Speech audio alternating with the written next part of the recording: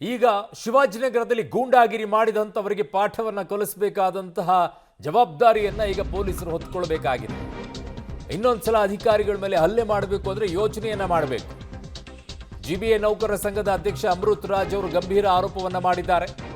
ಬಸವರಾಜ್ ಪಡುಕೋಟೆ ಅನ್ನೋರ ಮೇಲೆ ಆರೋಪವನ್ನ ಮಾಡ್ತಾ ಇರೋದು ಅವರೇ ಈ ಕೃತ್ಯವನ್ನ ಮಾಡಿದ್ದಾರೆ ಅನ್ನೋದು. ಶಿವಾಜಿನಗರ ಅತ್ಯಂತ ಸೂಕ್ಷ್ಮವಾಗಿರುವಂತಹ ಪ್ರದೇಶ ಅದು. ತೆರವು ಕಾರ್ಯಾಚರಣೆ ವೇಳೆ ಪೊಲೀಸರು ಅಲರ್ಟ್ ಆಗಬೇಕಾಗಿತ್ತು. 3 ಜನರನ್ನು ಕಳಿಸಿದಾರಲ್ಲಿ ಏನೂ ಆಗಲ್ಲ ಅನ್ನೋ ರೀತಿಯಲ್ಲಿ. ಹಲ್ಲೆ ನಡೆಸಿದವರನ್ನ ಬಂಧಿಸದಿದ್ರೆ ಮುಷ್ಕರದ ಎಚ್ಚರಿಕೆಯನ್ನ ಕೊಟ್ಟಿದ್ದಾರೆ. SIR, ಫುಟ್ಪಾತ್ ಒತ್ತುವರಿ ತೆರವು ಎಲ್ಲವನ್ನ ಕೂಡ ಬಂದ್ ಮಾಡಿಬಿಡ್ತೀವಿ ನಾವು ಅಂತ ಎಚ್ಚರಿಕೆಯನ್ನ ಕೊಟ್ಟಿದ್ದಾರೆ ಸರ್ಕಾರಕ್ಕೆ ಅಮೃತ್ ರಾಜ್ ಅವರು. ನಮ್ಮ ಜೊತೆ ಜಿಬಿಎ ನೌಕರರ ಸಂಘದ ಅಮೃತ್ ರಾಜ್ ಅವರಿದ್ದಾರೆ, ಅಧ್ಯಕ್ಷರು. ಮಾತಾಡ್ಸೋಣ ಅವ್ರನ್ನ. ಸರ್, ಇವತ್ತಿನ ಘಟನೆ ಏನ್ ಹೇಳ್ತೀರಾ? ಈಗ ಹಲ್ಲೆಕೋರರು ಯಾರು ಏನು ಅನ್ನುವಂಥದ್ದು ಗೊತ್ತಾಗಿದೆಯಾ? ಏನ್ ಹೇಳ್ತೀರಾ? ಬಸವರಾಜ್ ಪಡುಕೋಟೆ ಎಂಬ ಹೋರಾಟಗಾರ.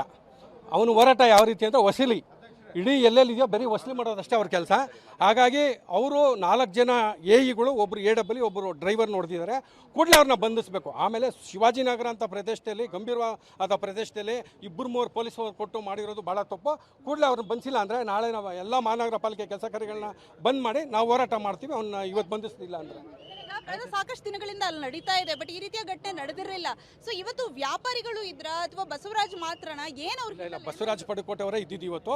ಅವ್ರದ್ದು ಈ ಹಿಂದೆ ಚರಿತ್ರೆ ಎಲ್ಲ ತಿಳ್ಕೊಂಡಿದ್ವಿ. ಕೂಡಲೇ ಅವ್ರನ್ನ ಬಂಧಿಸ್ಬೇಕು ಇವತ್ತು. ಅವ್ರ ಜೊತೆ ಯಾರು 4 ಜನ ಇದ್ರು. ಮತ್ತೆ ಅದೆಂತ ಸ್ಪ್ರೇ ಹಾಕಿದಾರಂತೆ, ಪೆಪ್ಪರ್ ಸ್ಪ್ರೇ ಅಂತ, ಡ್ರ್ಯಾಗನ್ ಪೆಪ್ಪರ್ ಸ್ಪ್ರೇ ಹಾಕಿದ್ದಾರೆ.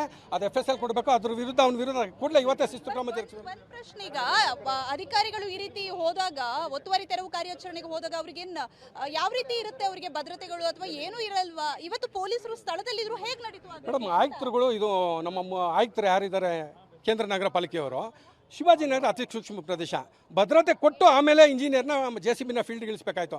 ಭದ್ರತೆ ಕೊಟ್ಟಿಲ್ಲ. 3 ಜನ ಪೊಲೀಸರು ಇದ್ದಾರೆ, ಅವ್ರ ಸಮ್ಮುಖದಲ್ಲೇ ಹೊಡಿತಾರೆ ಅಂದರೆ ಇದು ಭಾಳ ಖಂಡನೀಯ ಮೇಡಮ್.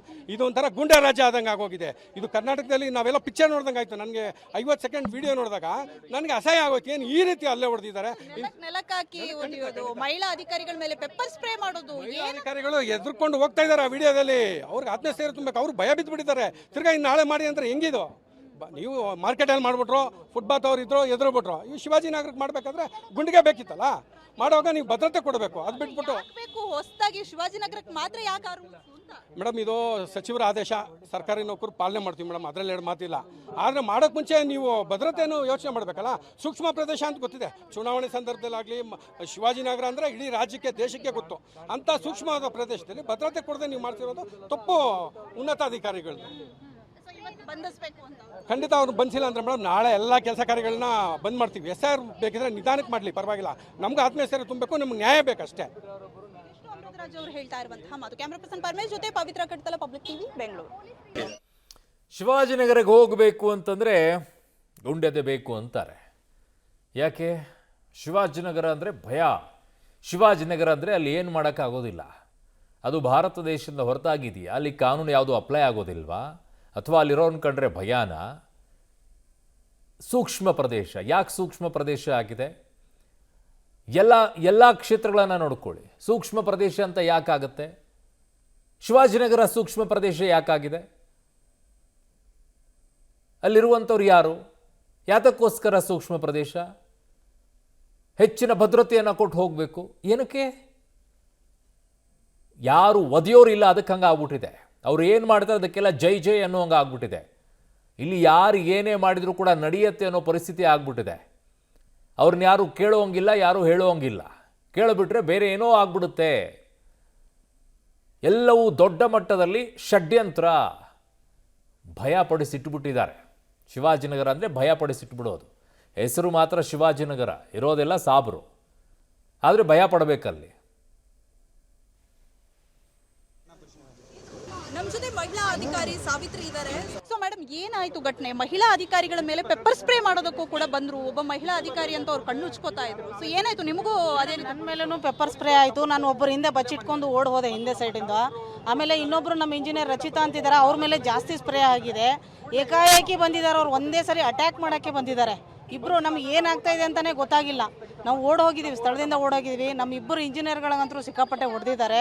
ಮತ್ತು JCB ಡ್ರೈವರ್ಗಳಿಗೆ ಮತ್ತು ಟ್ರ್ಯಾಕ್ಟರ್ ಡ್ರೈವರ್ಗಳಿಗೆಲ್ಲ ಪೆಪ್ಪರ್ ಸ್ಪ್ರೇ ಹೊಡೆದಿದ್ದಾರೆ. ಮತ್ತು ಒಬ್ಬರು ತಲೆ ಒಡೆದು ಹೋಗಿದೆ, ಒಬ್ಬರು ನಮ್ಮ JCB ಡ್ರೈವರ್ದು ತಲೆ ಒಡೆದು ಹೋಗಿದೆ, ಆ ಥರ ಹೊಡೆದಿದ್ದಾರೆ. ಏನ್ ಅನ್ಸುತ್ತೆ ಈ ಘಟನೆ? ಎಸ್ ಮೇಡಮ್, ಒಂದೇ ಸರಿ ವೈಬ್ರೇಷನ್ ಬಂದ್ಬಿಡ್ತು ನಮಗೆಲ್ಲ.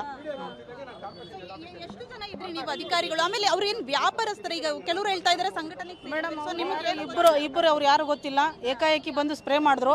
ಮತ್ತೆ ಅಲ್ಲಿ ಫುಟ್ಪಾತ್ ಬಳಿ ಏನು ವ್ಯಾಪಾರ ಮಾಡ್ತಾ ಇದ್ದಾರೆ, ಅವರು ಏನು ಅಂಗಡಿ ಹಾಕೊಂಡಿದ್ದಾರೆ, ಅವರು ಕೂಡ ಹೊಡಿತಾ ಇದ್ದಾರೆ. ವಿಡಿಯೋದಲ್ಲಿ ನೋಡಿ, ನಾನು ಮಾತಾಡಿದ್ದೀನಿ. ಮಹಿಳಾ ಅಧಿಕಾರಿಗಳ ಮೇಲೂ ಹಲ್ಲೆ ಮಾಡೋದಕ್ಕೆ ರೆಡಿ ಆಗಿ ಎಸ್ ಮೇಡಮ್, ಸ್ಪ್ರೇ ಹೊಡೆದಿದ್ದಾರೆ ಪೆಪ್ಪರ್ ಸ್ಪ್ರೇ.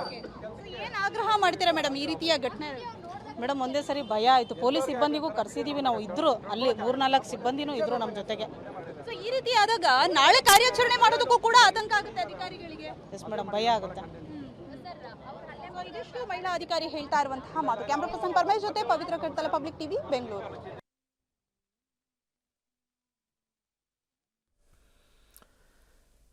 ಸೊ ಶಿವಾಜಿನಗರದಲ್ಲಿ ಆಗಿರುವಂಥ ಬೆಳವಣಿಗೆ ಬಗ್ಗೆ ಈಗ ಅಧಿಕಾರಿಗಳಲ್ಲಿ ಒಂದು ರೀತಿಯಾದಂಥ ಆಕ್ರೋಶ ಉಂಟಾಗ್ತಾ ಇದೆ. ನೋಡಿ ಅಲ್ಲಿ ಕಾಣಿಸ್ತಾ ಇದೆಯಲ್ಲ, ಅವ್ರು ಏನು ಮಾಡಿದ್ರು ಕೂಡ ನಡೆಯುತ್ತೆ ಅನ್ನೋ ರೀತಿಯಲ್ಲಿ ಆಗೋಗ್ಬಿಟ್ಟಿದೆ. ಯಾಕೆ ಫುಟ್ಪಾತ್ ಒತ್ತುವರಿ ತೆರವಿಗೆ ಅದ್ಯಾರೋ ಒಬ್ಬರು ಸಂಘಟನೆಯ ಅಧ್ಯಕ್ಷ ಅಲ್ಲಿಗೆ ಯಾಕೆ ಬರಬೇಕಾಗಿತ್ತು? ಅವ್ರದ್ದೇನು ರೋಲ್ ಕಾಲಾ? ಆ ಫುಟ್ಪಾತ್ನಲ್ಲಿರುವಂಥ ಅಂಗಡಿಗಳಲ್ಲೆಲ್ಲ ಅವ್ರು ರೋಲ್ ಕಾಲ್ ಮಾಡೋದಾ, ಅಥವಾ ಇವರೇ ಶೆಡ್ ಹಾಕ್ಬಿಟ್ಟು ಅಲ್ಲಿ ವ್ಯಾಪಾರ ಮಾಡೋಕ್ಕೆ ಅವಕಾಶವನ್ನು ಮಾಡಿಕೊಟ್ಟಿದ್ದ? ಅದಕ್ಕೋಸ್ಕರ ಒತ್ತುವರಿ ತೆರವನ್ನು ಮಾಡೋಕ್ಕೆ ಬಿಡದೇ ಇರೋದಕ್ಕೆ ದಾಳಿ ಮಾಡಿದ್ರಾ? ಇವೆಲ್ಲ ಪ್ರಶ್ನೆಗಳಿದೆ. ಏನೇ ಆದರೂ ಕೂಡ ಅಟೆಂಪ್ಟ್ ಟು ಮರ್ಡರ್ ಹಾಕಬೇಕು, ಒಳಗಡೆಗೆ ಹಾಕಬೇಕು. ಅಧಿಕಾರಿಗಳ ಮೇಲೆ ಕೈ ಮಾಡುವಂಥವ್ರು ಒಬ್ಬರು ಕೂಡ ಅಲ್ಲಿ ಕರೆಕ್ಟಾಗಿರಬಾರ್ದು. ಏನು ಇವ್ರಿಗೆ ಇಷ್ಟ ಬಂದಂಗೆ ಮಾಡೋಕ್ಕೆ ನಿಂತಿದ್ದೀರಾ? ಏನೋ ಅವ್ರ ಮನೆಗೆ ಕೆಲಸ ಮಾಡೋಕ್ಕೆ ಬಂದಿದ್ದಾರಲ್ಲ ಅಧಿಕಾರಿಗಳು.